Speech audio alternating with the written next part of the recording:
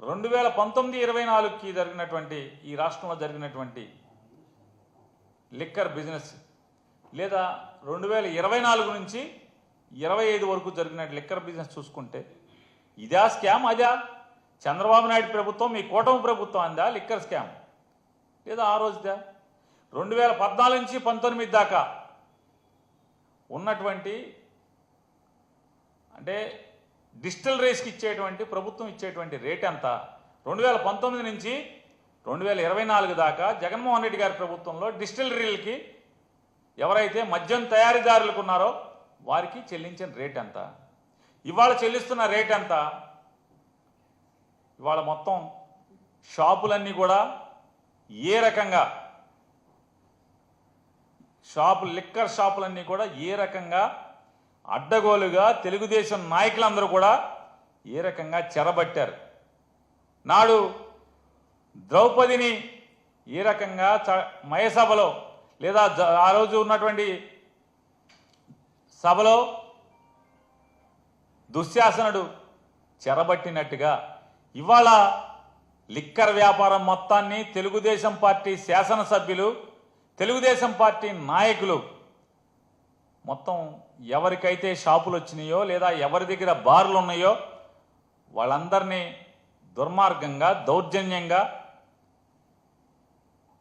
లేదా కిరాతకంగా పోలీసుల్ని ప్రయోగించి షాపులు లోపరుచుకోవటం, లేదా రూపాయి పెట్టుబడి లేకుండా నాకు ₹10 వాటా ఇవ్వాలి, పావలా వాటా ఇవ్వాలని చెప్పని పేక మీద కత్తి పెట్టడం,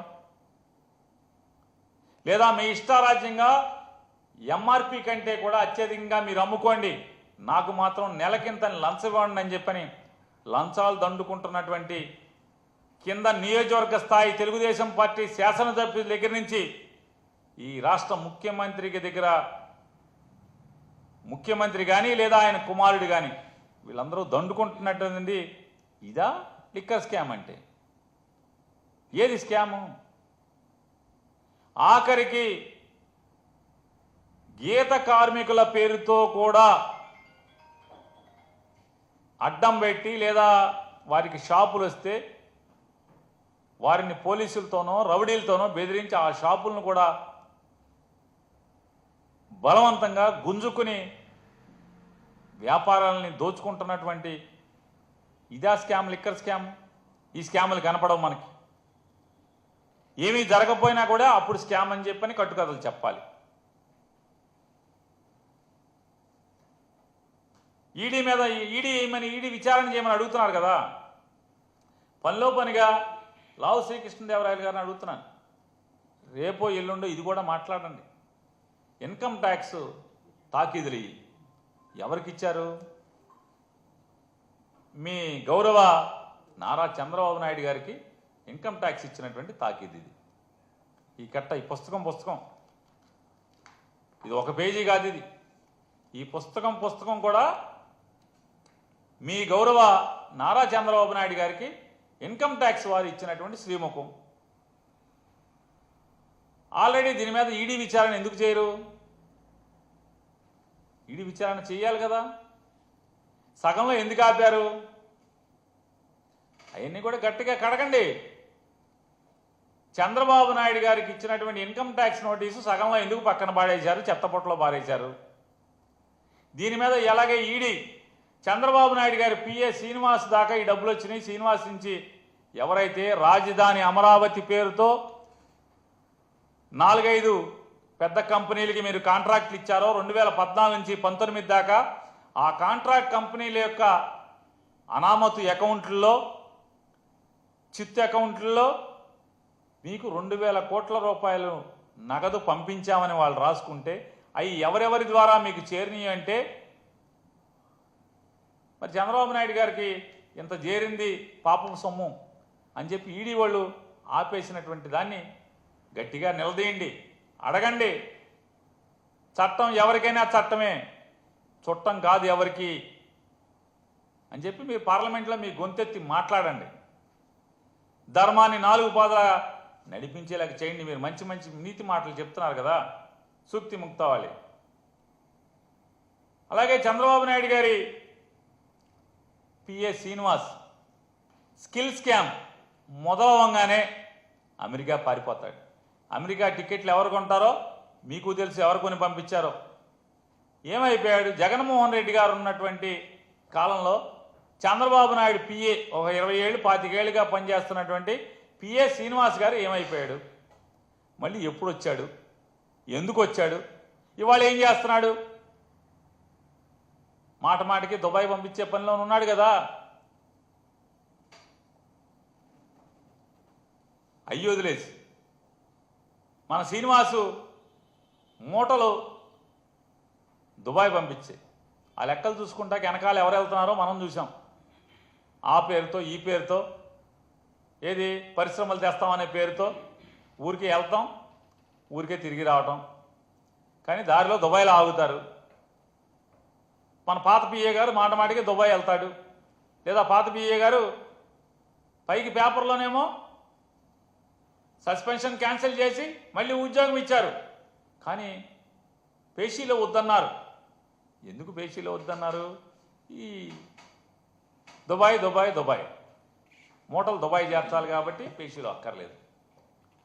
మరి ఈ స్కిల్ స్కామ్లో 300 చిల్లర కోట్ల రూపాయలు అక్రమం జరిగిందని చెప్పని సాక్ష్యాధారాలతో సహా కేసులు కట్టడం జరిగింది.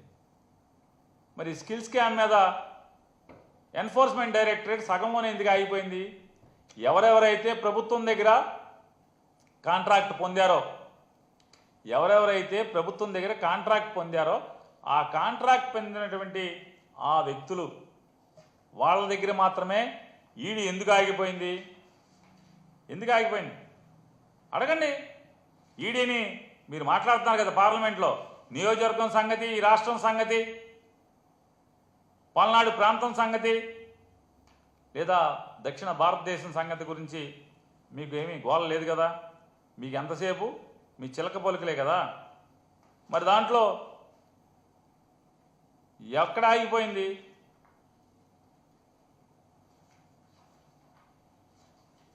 స్కిల్ స్కామ్లో ఎవరెవరైతే పాపాలు చేశారో, ఎవరెవరైతే ఈ రాష్ట్రానికి వెలుపల ఉన్న వాళ్ళు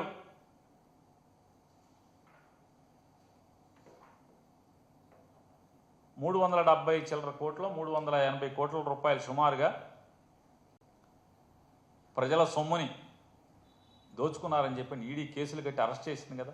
మరి దాంట్లో ఇంకా సగంలో ఎందుకు ఆపారు?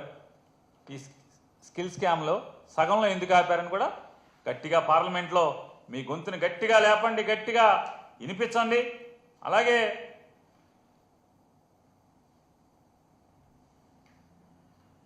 కృష్ణదేవరాయలు గారు ఇవాళ మీరు చాలా పద్ధతిగా మాట్లాడుతున్నట్టుగా చెప్తున్నారు కదా. ఎక్సైజ్ శాఖలో ఎవరైతే ఎండీగా పనిచేసినటువంటి వాసుదేవ్ రెడ్డి గారు ఉన్నారో, వాసుదేవ్ రెడ్డి గారు 3 సార్లు కోర్టులో పిటిషన్ దాఖలు చేశారు.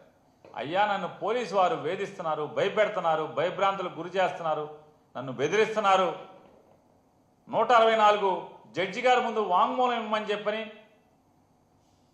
తప్పుడు వాంగ్మూలం ఇమ్మని చెప్పని బెదిరిస్తున్నారని చెప్పని వాసుదేవ్ రెడ్డి గారు ఎవరైతే 2019-24 మధ్యలో బెవరేజెస్ కార్పొరేషన్ ఎండీగా చేశారో, ఆయన సాక్షాత్తు హైకోర్టు న్యాయమూర్తులకి విన్నవించుకుంటే ఇవాళ అతన్ని అదిరించి బెదిరించి లొంగ తీసుకుని 164 స్టేట్మెంట్లు ఇప్పించి మీకు కావాల్సినట్టుగా అదొక తప్పుడు కేసులో